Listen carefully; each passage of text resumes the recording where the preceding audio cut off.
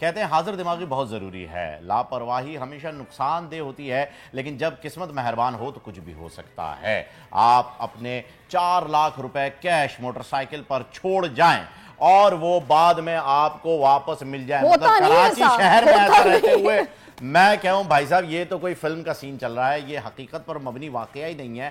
خیر اس سے ریلیٹڈ جو ہے وہ ایک رپورٹ بھی ہمارے پاس ہے, رپورٹ بھی دیکھ لیتے ہیں. اور اس کے بعد جن صاحب کا یہ کارنامہ ہے, جنہوں نے یہ پیسے لوٹائے ہیں, جنہوں نے ایک شخص کی زندگی کا سرمایہ جو کہ کسی کا جہیز ہو سکتا ہے, کسی کے اسکول کی فیس ہو سکتی ہے, کسی کے ہاسپٹل کے بلز ہو سکتے ہیں, وہ لوٹائے. اور یہ اس ادارے سے لوٹائے گئے ہیں جس ادارے کو آپ دیکھتے ہی اپنی بائک یا گاڑی کا یوٹرن لے لیتے ہیں, کیونکہ کوتاہی آپ میں ہوتی ہے, ان میں نہیں ہوتی ہے. اگر وہ کھڑے تو وہ آپ کے لیے کھڑے ہیں. جی ہاں, ہم بات کر رہے ہیں ٹریفک سیکشن آفیسر صاحب کی, جن کی ایمانداری کے قصے مشہور ہیں. اس وقت ہمیں اسٹوڈیوز میں ٹریفک پولیس آفیسر ملک قاسم صاحب جوائن کر چکے ہیں. السلام علیکم ملک صاحب.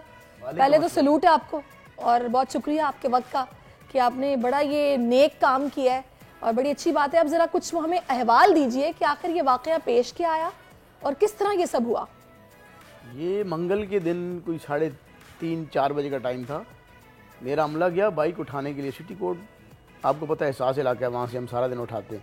تو جیسے بائک اٹھا کے وہ لائے تو انہوں نے نیچے اتارنے کی کوشش کی, رکھنے کی, تو اس کے اوپر کپڑا لگا ہوتا ہے بائک کے اوپر. جی بالکل. تو وہ جیسے کپڑا انہوں نے بائک نیچے اتارنے کی کوشش کی, کپڑا اسے نکل آیا. تو جیسے نکلا تو اس کے اندر کو وزن آیا. تو میں جا رہا تھا باہر, سی ایم صاحب کا پروگرام تھا, تو میں نے دیکھا, میں نے کہا بولا اس میں تو سر پیسے ہیں.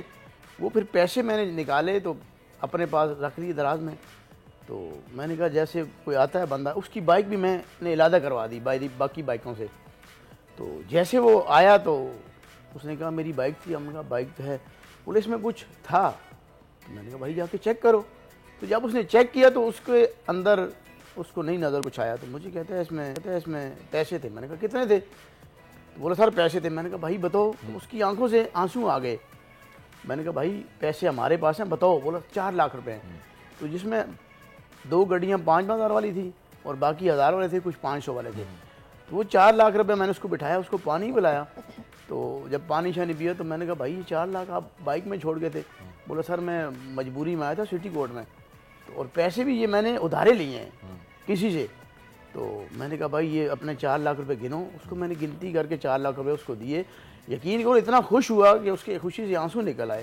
اور میں نے میری زندگی میں اس سے پہلے بھی کئی مثالیں آئی ہیں, لیکن یہ میرے لیے ایک انوکھی بات تھی. اور میں نے اس کو ایسا سمجھا کہ اللہ نے مجھ سے یہ کام کروانا تھا.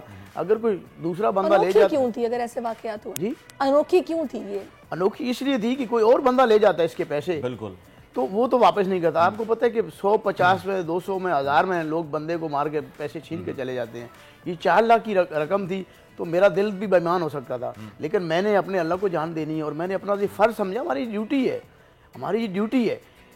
قاسم صاحب آپ تو ڈیوٹی کے بارے میں بہت بات کر رہے ہیں اور ڈیوٹی کا آپ نے بہت زبردست طریقے سے جو ہے وہ یہاں پر ریپرزینٹ بھی کیا ہے اپنے ڈپارٹمنٹ کو بڑے اچھے طریقے سے. لیکن اس میں بھی کوئی شک نہیں ہے کہ جی ہر ڈپارٹمنٹ میں ہر ادارے میں کالی بھیڑیں ہوتی ہیں. ہمارے میڈیا میں بھی بہت ساری ہیں, آپ کے ادارے میں بھی بہت ہیں, جس کی وجہ سے ادارہ بدنام ہوا ہے. شاید یہی ڈر تھا اس شخص کا جو اس نے آپ کو یہ نہیں بتایا کہ جی بائک میں تھا کیا. آپ کے بہت اصرار کرنے پر جب اس کے پاس کچھ نہ بچا اور آپ نے کہا کہ جی رقم تھی ہمیں معلوم ہے اب بتاؤ, تب جا کر کے اس نے بتایا. تو یہ ڈر اس میں تھا. ایک تو یہ ڈر جو کہ ادارے میں موجود کالی بھیڑوں کی وجہ سے ہے, جو بلا وجہ جو ہے وہ پریشان کر رہے ہوتے ہیں اور بلا وجہ جو ہے لوگوں کو روک رہے ہوتے ہیں, جس کی وجہ سے تاثر یہ بن گیا ہے کہ اب وہ لوگ جو کہ لائسنس بنواتے ہی نہیں وہ کہتے ہیں یار اپنا تو ہو جائے گا مکمکا. میں آپ کو سچ بتاؤں, آپ کی بات کو میں ایگری کرتا ہوں, اچھے برے تو ہر جگہ پہ ہیں جی, لیکن آپ یہ دیکھیں کہ ٹریفک پولیس آپ کو بارش میں بھی نظر آئے گی, گرمی میں کھڑے ہوتے ہیں, سردی میں نظر آئے گی, باقی محکمے نظر نہیں آئیں گے.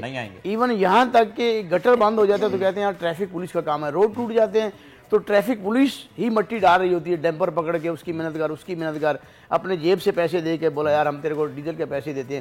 وہ روڈ پہ ہم ڈلواتے ہیں, کھڈے بھرواتے ہیں اور ٹریفک کو بھی رواں دواں رکھتے ہیں.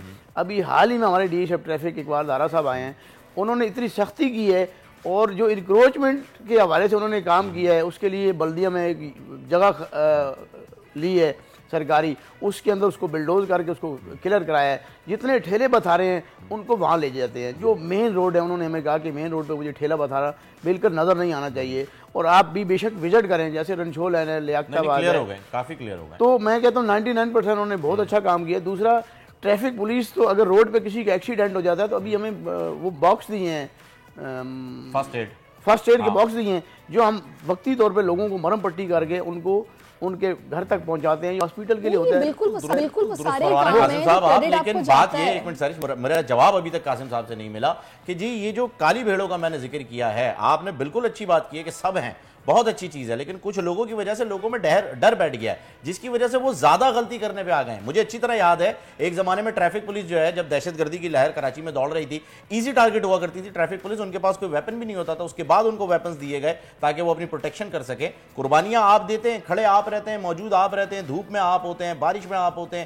ٹوٹی سڑک آپ صحیح کروا رہے ہوتے ہیں, آپ کی ہر بات صحیح ہے, لیکن وہ جو عوام میں خوف بیٹھ گیا ہے اس کو دور کیسے کیا جائے؟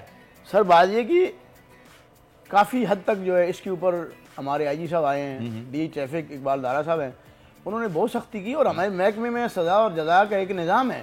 اگر کسی کی کمپلینٹ شکایت ہوتی ہے, ہمارا ایک 1915 بنایا ہے کمپلینٹ سینٹر, وہاں لوگ کمپلین کریں, اس کا وہ مل کر حل ہوتا ہے. پھر ہمارا اگر ایسا کوئی بندہ اس میں ملوث ہوتا ہے تو اس کو باقاعدہ سزا دی جاتی ہے. ایسا نہیں ہے کہ اس کو چھوڑ دیا جاتا ہے. اچھا, میں آپ سے قاسم صاحب یہ جاننا چاہوں گی کہ وجہ آخر کیا ہے کہ آپ لوگوں کے افسر جو اس طرح کے کاموں میں ملوث ہیں, اہلکار, انہیں کرنا کیوں پڑتا ہے؟ کیا مجبوری ہے آپ لوگوں کے اپنے حوال کے اندر, وہ بھی تو دیجیے. دیکھیے بات یہ کہ میرا خیال بہت کم لوگ ہوں گے, الحمدللہ میری 36 سال سروس ہے, تو میری آج تک کمپلینٹ نہیں گئی ہے, کوئی مجھے کچھ سزا جزا شوکاش نہیں ملا ہے کہ آپ نے کہیں کرپشن کی ہو. تو ہم اپنا کام ایمانداری سے کر رہے ہیں. ہوں گے شہری کیا کریں؟ شہریوں کو چاہیے کہ شہری اپنا ڈرائیونگ لائسنس بنائیں, رانگ وے پہ نہ جائیں. قاسم صاحب میں کہوں گا یہ کیمرہ ہے, ہمیں بریک پہ جانا ہے, یہ آپ کا کیمرہ ہے, آپ شہریوں کو بتائیں کہ انہیں کیا کرنا چاہیے, پھر ہم وقفے پہ جائیں. شہریوں سے میری گزارش ہے آپ کے توسط سے کہ ایک تو 10 سال کا بچہ ہے, وہ بائک چلا رہا ہے, اپنے بہن بھائی اسکول سے لے کے آ رہا ہے, اپنی ماں کو بٹھا کے بازار چلا جاتا ہے خریداری کرنے. جب ہم اس کو روکتے ہیں تو اس کی ماں کہتی ہے جی میرا میاں تو ڈیوٹی پہ گیا ہوا ہے, مہربانی کریں. اور 10 لوگ اس کی حمایت میں آ جاتے ہیں بجائے کہ ہمیں کہیں کہ آپ ٹھیک کر رہے ہو. تو جب تک ماں باپ اپنے بچوں کو اویئرنیس دیں, ہم بھی اویئرنیس دیتے ہیں, روڈ پہ ہم بینر لگاتے ہیں, اور ماں باپ سے میری گزارش ہے کہ چھوٹے بچوں کو موٹر سائیکل کے کار بھی دے دیتے ہیں. یہ خطرناک بھی ہے. بڑی اچھی بات آپ نے کی ہے قاسم صاحب, بہت شکریہ آپ کے وقت کا کہ آپ ہمارے ساتھ موجود رہے. سبسکرائب کریں اور بیل دبائیں تاکہ کوئی خبر رہ نہ جائے.